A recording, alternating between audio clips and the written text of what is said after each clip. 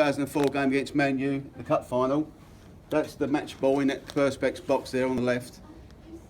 They give it back to us because we never got a touch of it on the day, so...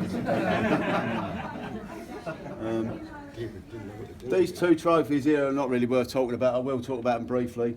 We played Real Mallorca about 3 seasons ago in a pre-season friendly when Bailey got injured. And that one there is the FA's idea of telling us that we was running us up against Man United. Both of them cost about £3. I don't know why they even bothered, to be fair. I don't even know why they're in the cabinet.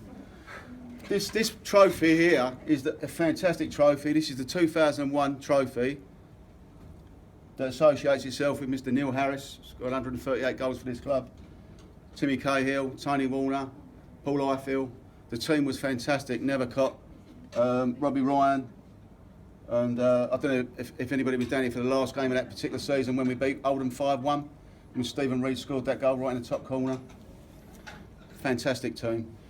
You might have to look afterwards, as I say, because we've got a lot of people on the tour today. But right at the bottom of this cabinet is the East End Senior Cup, which you see in part of that film that we obviously didn't show the second part.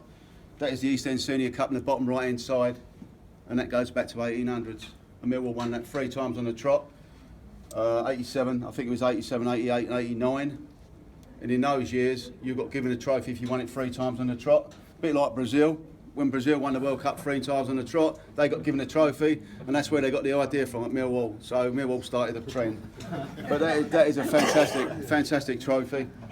Just around the corner here at the bottom, you really could easily miss this trophy. You'll see it as you come around afterwards. Is a replica of the Jules Rimet trophy, which is the World Cup. So Millwall got that trophy given to them, like every other league club in the country, after England won it in '66. So that's another reason I like Scottish people coming on the tour, just to tell them about the World Cup that we won in '66. They love it. In fact, there was a programme on yesterday, I didn't realise this, was the first team to beat England after '66 was Scotland in '67, which is a bit of a disappointment, isn't it? Main trophy in this cabinet at the moment is a 2010 trophy that we won at Wembley, and Robbo scored when we beat Swindon. Great occasion. Really good manager at the time, Kenny Jackett. I've been told in the last week or so that the reason he left Millwall is because that little bit of trouble we had against the Wigan at Wembley. He just got cheesed off with it, you know. Yeah. As I say, I said to you on the bus, we have got a few mindless idiots that support this club, and they're a pain in the backside when they're here. And when they're not here, this club's so much nicer, you know. I'm glad to say we are more of a family club than we used to be. And we get slagged off so many times in the press and on media. They take great delight in seeing troubles at Millwall, just so they can highlight it on the TV. And I'm glad to say it's not that sort of club anymore. So, anyway, get off my soapbox. I did a tour with Tony Craig a little while ago, and he tells me this is the trophy they won in France. This was a youth cup trophy they won in France, which is a nice trophy. This one here, you'll see afterwards, is a little scissors in there, and that was Breast Awareness Cancer Day, which is a lovely trophy that we got from Sheffield United when we played them. They gave us that one. This is an interesting trophy. The one at the back here goes back to 1903. It's the Daily Star Cup. So if you ever go down the reception area, the first photograph you'll see on the wall, yeah, it is the Daily Star Cup, Les. The first picture you'll see on the wall is a Millwall football team in 1903 with that trophy in front of them. Millwall won that trophy in 1903, and so did the Arsenal. That got played for every year by different teams. And that trophy went missing, right? And we found out it was getting auctioned off in London. So Millwall representatives went to buy the trophy, and so did Arsenal.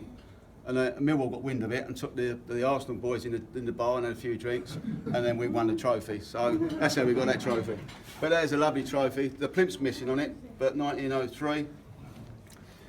That is a silver salver from the Ferencváros game when we played in the UEFA Cup after the 2004 Cup final. Now, this is the trophy I want to talk about.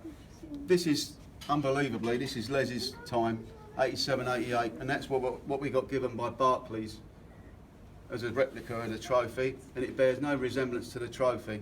The trophy is entirely different. As I say, I cut this short. I went to see some people that I know it's in Manchester City's museum at the moment. I found out through Chris Bethel. You know Chris Bethel, Les? Yeah. And that is what the trophy looks like. I don't know if you can see that. It's a lovely trophy. It's about 15, 16 inches high. So what I did, I got in touch with the people at the museum, and they sent me a prices of having it made. And they want $7.5 grand to have it done in silver plate. I mentioned it to Andy Ambler, and when I got him off the floor, I picked him up. It's not going to happen with him. So I've actually been in touch with some people locally, and we're going to try to get a replica made for when you have your reunion in November. So I'm just waiting for a price now. If the price is agreeable and it's not too bad, hopefully the new CEO, Steve Kavanagh, might put his hand in his pocket and pay. Or, if push comes to shove, we'll just do a bucket list on the bus each week and collect money that way. But we will get that trophy back in the cabinet. So it will happen, Les, don't worry.